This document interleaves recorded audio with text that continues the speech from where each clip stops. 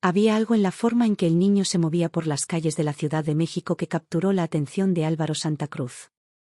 No era el caos típico de un niño de la calle, tampoco la desesperación que uno esperaría ver. Era algo diferente, algo que el empresario de 62 años no podía ignorar. Era un martes por la tarde en Paseo de la Reforma cuando Álvaro lo vio por primera vez. El tráfico avanzaba con la lentitud característica de la hora pico, los claxones formaban una sinfonía urbana caótica, y la gente caminaba con esa prisa ciega de quien ha aprendido a no ver lo que no quiere ver.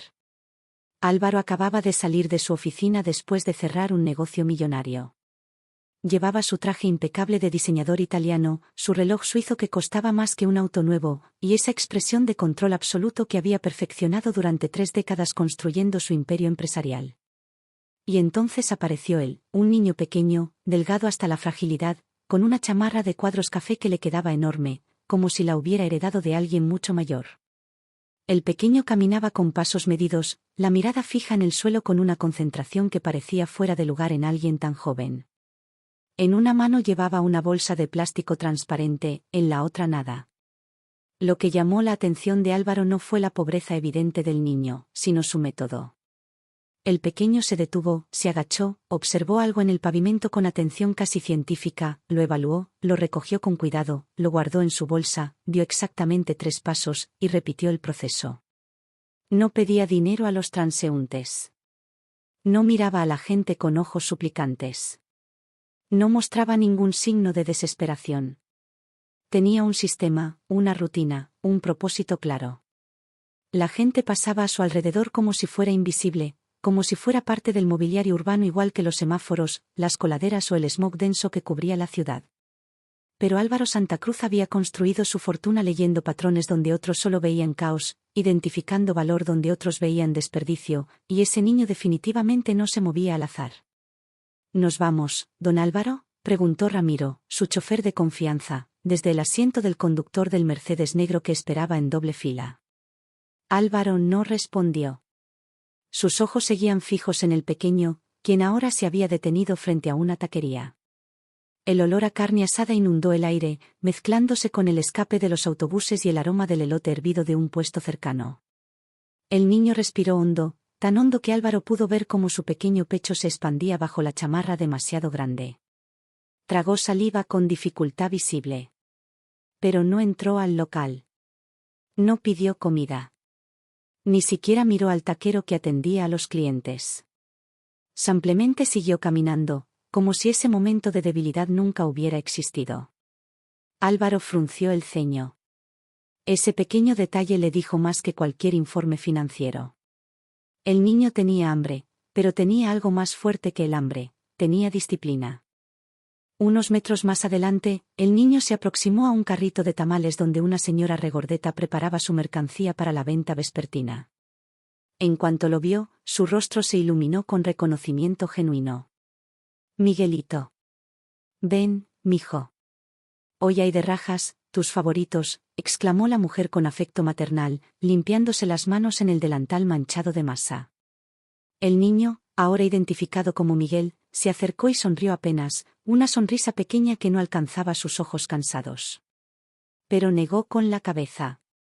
Gracias, doña Lupita, pero no puedo, respondió con una cortesía que parecía ensayada. Ay, chamaco terco, insistió la mujer. Mínimo llévate uno para después. Ándale, no me hagas el feo. Miguel volvió a negar, esta vez con mayor firmeza pero sin perder el respeto. Luego paso, doña Lupita. Se lo prometo. La señora chasqueó la lengua con desaprobación cariñosa y le revolvió el cabello con ternura. El niño sonrió de verdad por primera vez, una sonrisa genuina que transformó brevemente su rostro, haciéndolo parecer lo que realmente era, un niño. Luego se alejó con su bolsa de plástico y su carga invisible. Álvaro observó toda la interacción con creciente fascinación. El niño no aceptaba comida gratis. ¿Por qué?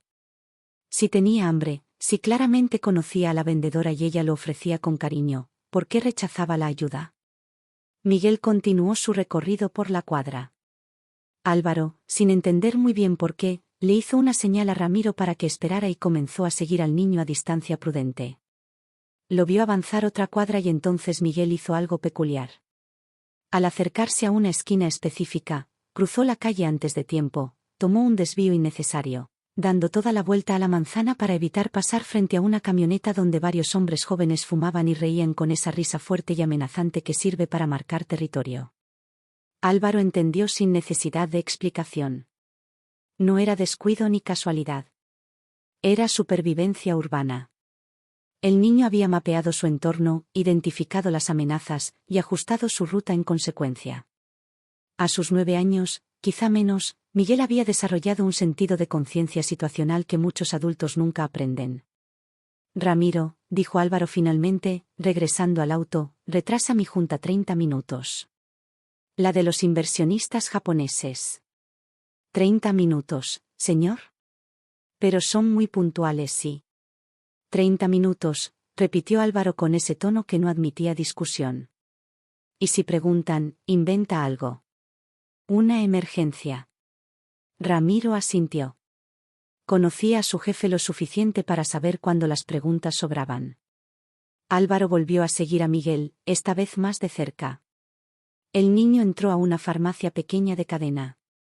A través del vidrio, Álvaro lo vio acercarse al mostrador y sacar monedas del bolsillo de su pantalón, contándolas una por una con dedos pequeños sobre el mostrador de vidrio. La farmacéutica, una mujer de mediana edad con expresión cansada, revisó las monedas, consultó algo en su computadora y negó con la cabeza. No alcanzaba. Miguel guardó las monedas cuidadosamente, agradeció con una pequeña reverencia, y salió. No lloró. No se quejó. No mostró frustración visible. Simplemente se sentó en la banqueta afuera de la farmacia, abrió su bolsa de plástico, y sacó varios periódicos viejos que había recolectado. Álvaro se acercó lo suficiente para observar. El niño extendió los periódicos con cuidado casi reverente, y comenzó a leer los anuncios clasificados, pasando su dedo índice sobre las letras, moviendo los labios en silencio mientras descifraba palabras.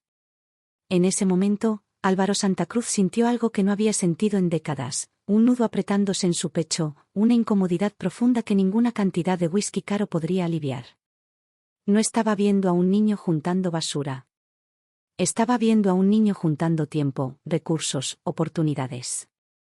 Estaba viendo a alguien construyendo algo con las sobras del mundo. Miguel se levantó después de revisar los periódicos y caminó varias cuadras más. Álvaro lo siguió manteniendo distancia, mezclándose con el flujo constante de peatones que inundaban las banquetas a esa hora.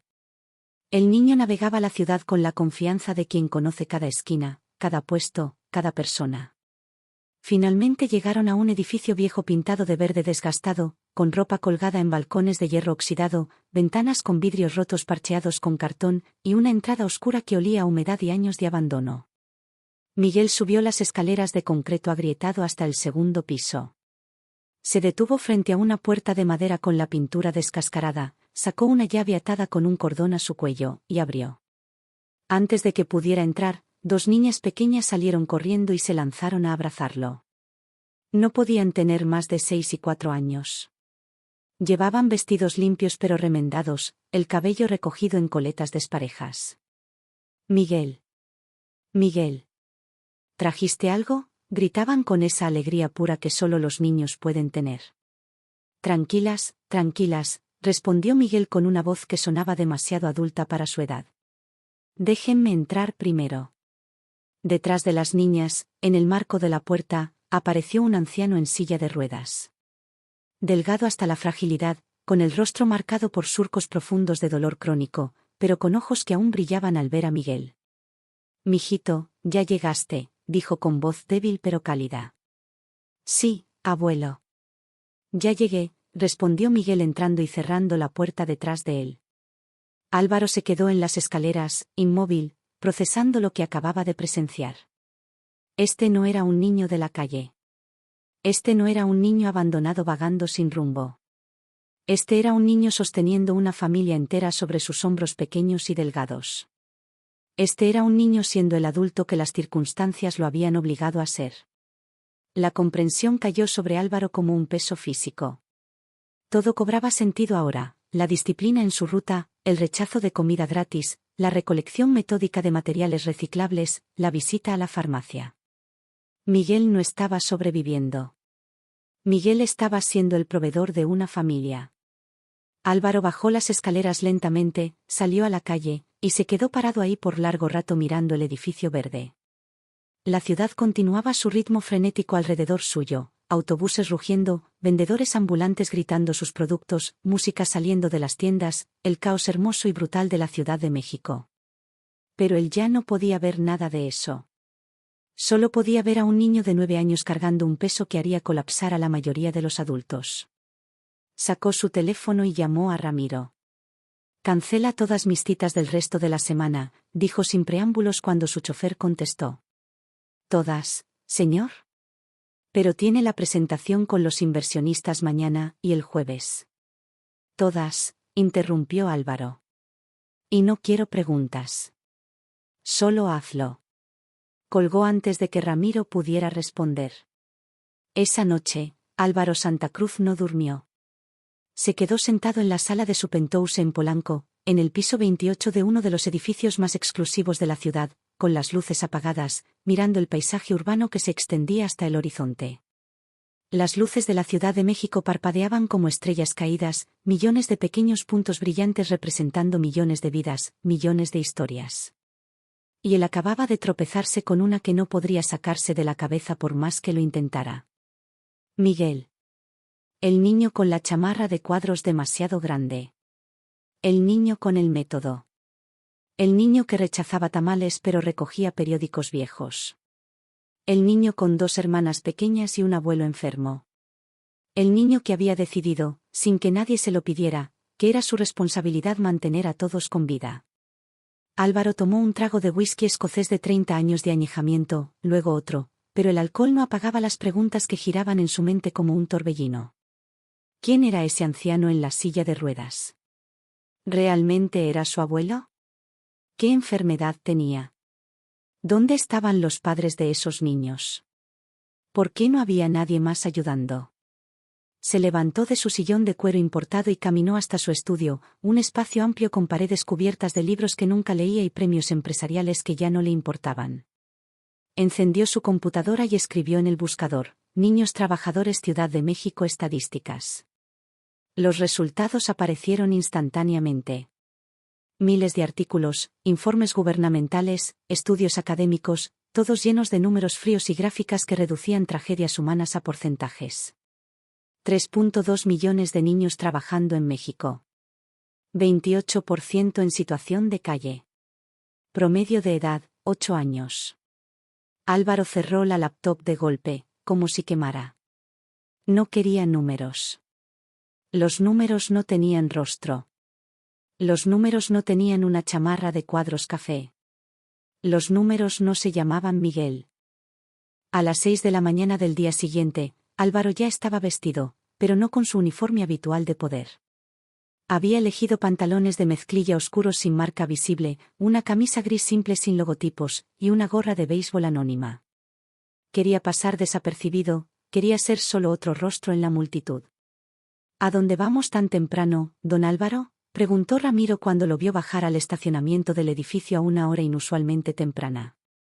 Paseo de la Reforma. ¿Dónde estuvimos ayer? ¿Va a la oficina entonces? No. Déjame en la esquina de la cafetería Oxxo y luego vete. Ramiro frenó el auto antes de encenderlo y se volteó con expresión de confusión genuina. ¿Que me vaya? ¿Cómo va a regresar, señor? Te llamo cuando te necesite, respondió Álvaro sin elaborar. Pero don Álvaro, no es seguro que andes solo por... Ramiro, por favor. El tono de Álvaro era firme pero no hostil. El chofer reconoció esa voz. Significaba que las preguntas estaban de más y que la discusión había terminado antes de empezar. Asintió en silencio y arrancó el motor. Llegaron a Paseo de la Reforma cuando la ciudad apenas despertaba. Los primeros rayos de sol cortaban entre los edificios creando sombras largas en el pavimento. Los vendedores ambulantes comenzaban a montar sus puestos. El olor a café y pan dulce flotaba desde las panaderías que abrían sus puertas. Álvaro se compró un café americano en el Oxxo, se sentó en una banca de cemento frente a una parada de autobús y esperó. No sabía con certeza si Miguel aparecería. No sabía si el niño pasaba por ahí todos los días o si ayer había sido una coincidencia. Pero algo en su interior le decía que ese pequeño tenía una rutina, y las rutinas se repiten. A las 7:30, su intuición se confirmó. Miguel apareció en la esquina, emergiendo de entre el flujo de gente como un pequeño nadador en un océano urbano. Llevaba la misma chamarra de cuadros café, la misma bolsa de plástico transparente, el mismo paso firme pero cansado de quien ha estado caminando mucho más de lo que su edad debería permitir. Álvaro sintió algo extraño en el pecho, un alivio que no esperaba sentir. Se levantó de la banca, tiró el café a medio terminar en un bote de basura cercano, y comenzó a seguir al niño otra vez, esta vez con propósito claro. Miguel recorrió la misma ruta que el día anterior. Pasó frente a la taquería, y el taquero, un hombre corpulento con bigote espeso, lo saludó levantando la mano. «Miguelito. ¿Ya desayunaste?» Miguel sonrió y asintió, pero Álvaro notó que era mentira. Lo sabía por la forma en que el niño aceleró el paso, por cómo evitó mirar directamente los tacos que se cocinaban en el comal. Continuó hasta el puesto de doña Lupita. La señora estaba organizando su carrito de tamales cuando vio a Miguel. Su rostro se iluminó inmediatamente. «Miguelito. Ven, mijo. Hoy tengo de rajas con queso, tus favoritos». Miguel se acercó lentamente, pero negó con la cabeza antes de que ella pudiera ofrecerle uno. «Gracias, doña Lupita, pero ya desayuné en la casa». Era mentira otra vez. Álvaro lo sabía con certeza ahora. Podía verlo en la forma en que Miguel tragaba saliva al oler los tamales calientes, en la forma en que sus ojos se fijaban por un segundo en el vapor que salía del carrito antes de obligarse a mirar hacia otro lado. «Ay, chamaco necio», doña Lupita chasqueó la lengua con afecto y exasperación mezclados. «Mínimo llévate uno para tus hermanitas. Ándale, no seas orgulloso». Por primera vez, Álvaro vio la máscara de Miguel caerse por un segundo. El niño quería aceptar. Todo su lenguaje corporal lo gritaba, los hombros tensos, las manos apretándose, la mirada que iba del carrito a doña Lupita y de vuelta. Pero había algo más fuerte que el hambre deteniéndolo. «No puedo, doña Lupita». «De verdad», dijo finalmente con voz más baja. «Pero luego vengo y le ayudo a guardar el carrito en la tarde». «Sale, mijo», respondió la mujer con tristeza en los ojos. «Pero no se te olvide comer, ¿eh? Estás muy flaquito». Miguel asintió y se alejó rápidamente, como si temiera que quedándose más tiempo su resolución se rompería. Álvaro se quedó pensando mientras seguía al niño desde una distancia prudente. ¿Por qué no aceptaba? Si tenía hambre, si claramente conocía a esa señora y ella ofrecía con genuino cariño, ¿qué lo detenía? Entonces lo comprendió: orgullo. No orgullo vacío ni arrogancia. Era la dignidad de alguien que ha decidido que no será una carga para nadie, que ganará su sustento con su propio esfuerzo. Era el orgullo de quien ha aprendido que aceptar puede significar deber, y deber puede significar dependencia, y dependencia puede significar vulnerabilidad. Miguel había construido un sistema donde él controlaba las variables. Donde su esfuerzo se traducía directamente en resultados. Donde nadie podía quitarle lo que había ganado con su trabajo. Era lógica de supervivencia convertida en filosofía de vida. Miguel continuó su recorrido y Álvaro notó algo que no había visto el día anterior. El niño evitaba deliberadamente ciertas calles. Específicamente, cuando se acercaba a una cuadra en particular, cruzaba al lado opuesto de la avenida, daba toda la vuelta a la manzana, y retomaba su camino por una ruta alternativa. Álvaro sintió curiosidad. Se separó de Miguel por un momento y caminó hacia esa cuadra que el niño evitaba tan cuidadosamente. Lo que encontró le heló la sangre. Frente a una tienda de materiales de construcción, había una camioneta pick-up negra estacionada. Varios hombres jóvenes, ninguno mayor de 25 años, estaban recargados contra ella fumando y bebiendo cerveza a pesar de ser apenas las 8 de la mañana. Tenían tatuajes visibles en brazos y cuello. Sus ojos escaneaban la calle con esa mirada predadora que no necesita palabras para comunicar amenaza. Uno de ellos notó a Álvaro mirando. —¿Qué tranza, jefe? —¿Buscas algo? —preguntó con tono que sonaba amigable pero llevaba un filo de advertencia. —No, nada. —Gracias —respondió Álvaro rápidamente y se alejó. Ahora entendía por qué Miguel tomaba la ruta larga. Un niño solo, con una bolsa llena de materiales reciclables que podía vender, era un blanco fácil. Miguel había aprendido a leer el peligro y a navegar alrededor de él. Álvaro regresó a seguir a Miguel, quien ahora entraba a una tienda de abarrotes pequeña. Se quedó afuera fingiendo revisar su teléfono, pero escuchando atentamente la conversación que venía del interior. —Buenos días, don Toño —escuchó la voz clara de Miguel. —Buenos días, chamaco. —¿Qué se te ofrece? —respondió una voz masculina mayor, ronca probablemente por años de fumar. —¿Les sobró cartón de ayer? —Uy, sí. Un chingo. Las entregas de los distribuidores fueron grandes. Ahorita te los saco. Hubo sonido de cajas moviéndose, pasos, algo arrastrándose. Aquí está. Pero está medio sucio. La gente ya no sabe doblar las cajas como antes, todo lo avientan nomás. No importa, don Toño. Yo lo limpio y lo doblo bien. Ándele, pues. Y oye, Miguelito. Sí. Hubo una pausa. Cuando don Toño habló otra vez, su voz había cambiado, se había suavizado con preocupación genuina. ¿Tu abuelo cómo sigue? El silencio que siguió fue tan denso que Álvaro pudo sentirlo incluso desde afuera. Aguzó el oído. Ahí va, respondió Miguel finalmente con voz notablemente más baja, casi un susurro. Los doctores dicen que necesita unas medicinas nuevas, pero están caras. ¿Cuánto? Preguntó don Toño. Como 2.000 pesos. Don Toño silbó, un sonido que comunicaba más que palabras lo imposible de esa cifra. Chin. Está cabrón, mijo. Sí, la voz de Miguel sonaba pequeña ahora, como la de un niño y no la del adulto en miniatura que parecía ser. Por eso estoy juntando. ¿Cuánto llevas? Como 300. ¿En cuánto tiempo? Como 3 semanas. Álvaro sintió que algo se apretaba en su pecho, dificultándole respirar. 3 semanas. 300 pesos. Un niño tratando de juntar 2.000 pesos reciclando cartón y periódico a 15 pesos por viaje. Las matemáticas eran brutales, a ese ritmo, necesitaría meses. Y por la conversación, quedaba claro que su abuelo no tenía meses.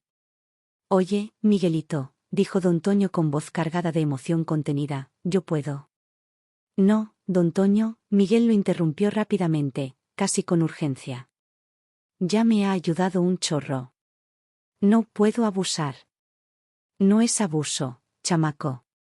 Para eso están los amigos. Sí lo es. Usted también tiene familia que mantener. Yo me las arreglo. Hubo un silencio largo, pesado. Eres un niño muy chingón, ¿sabes? Dijo don Toño finalmente con voz ronca que sonaba al borde del llanto. Muy chingón. Gracias, don Toño. Miguel salió de la tienda cargando un bulto grande de cartones doblados. Los acomodó cuidadosamente en su bolsa de plástico, ajustándolos para que cupieran todos sin romperse, y siguió su camino. Álvaro lo siguió, pero ahora con un nudo en la garganta que hacía difícil tragar. Miguel continuó su recorrido y Álvaro notó algo que no había visto el día anterior. El niño evitaba deliberadamente ciertas calles. Específicamente, cuando se acercaba a una cuadra en particular, cruzaba al lado opuesto de la avenida, daba toda la vuelta a la manzana, y retomaba su camino por una ruta alternativa. Álvaro sintió curiosidad. Se separó de Miguel por un momento y caminó hacia esa cuadra que el niño evitaba tan cuidadosamente. Lo que encontró le heló la sangre. Frente a una tienda de materiales de construcción, había una camioneta pick-up negra estacionada. Varios hombres jóvenes, ninguno mayor de 25 años, estaban recargados contra ella fumando y bebiendo cerveza a pesar de ser apenas las 8 de la mañana.